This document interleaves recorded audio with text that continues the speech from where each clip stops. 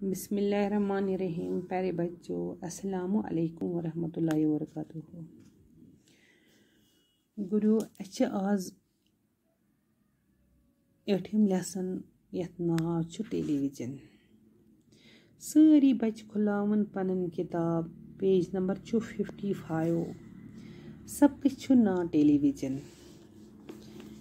गुरु गोडनच कह मुश्किल अल्फाज यतनसन कह दित हम परो टेलीविजन सेट, तस्वीर, tube transmitter, studio, aerial, railway station, ठगिल तो कैमरा।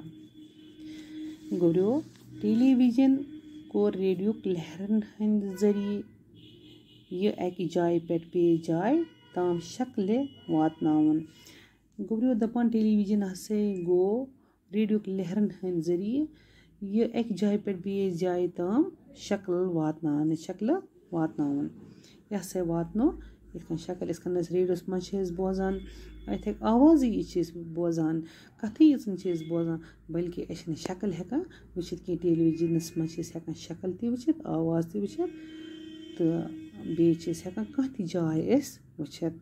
अमुक लफ्जी मानी छु दूर पे वुचुन। दपान अमुक मानी हसा छु इंसान गस टेलीविजन अगर वुच सह हसा गस दूरी वुचुन, ज्यादा नजदीक नहीं कहीं। क्या ज्यादा नजदीक इंसान वुचान सत रोजान या फोन सत रोजान अचन प्रॉब्लम ती हेकान गच्छित, इसलिए पज दूरी वुचुन। अवे दूरदर्शन ते वनान, दपान अत हसा वनान दूरदर्शन। टेलीविजन सेटस छु अख पर्द लगित आसान। दपान युस टेलीविजन सेट हसा छु गुरु अत हसा अख पर्द आसान लगित।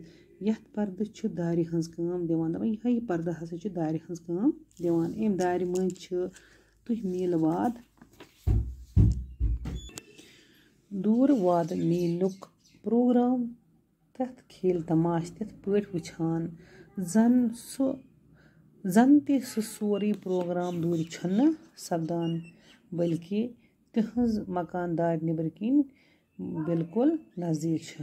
गुरु दपान ये इंसान यह प्रोग्राम वुछान अत पर्द लगित, यह हसा पन काम पर्द लगित हंस काम दिवान। इम दार मज तुह हसा छु मील वाद प्रोग्राम खेल तमाश तथ पट वुछान जन ते सोरी प्रोग्राम दूर छन। दपान जन हसा छीनी कहीं दूर सपदान, बल्कि यह तहज मकान, दपान तहज मकान दार निबर जन दार निबर किन, क्या बिल्कुल नजदीक, क्या तहज दार बिल्कुल नजदीक। उस कुन हसा बसान गुरु यह अत मज प्रोग्राम तुह वुचान कि यम सात तुह टेलीविजन त्रावान छु, टीवी तम सात प्रोग्राम लोगमुत या कह हेकान खेल तमाश ती वुचित, ड्रामा ते, न्यूज़ ते, यथ खबर वनान तम ती हेकान वुचित। कह ती यह तुह पानस पई फिल्म तुह हेकान वुचित कि जन सोरी ब्रह किन, यह जन ते निबर कहीं। गुरु वुकनस परो बिल्कुल युत इंशाअल्लाह सुबह परो, यह सहल सहल में अपलोड ते गसान कि बिहु रब्बस सवाल।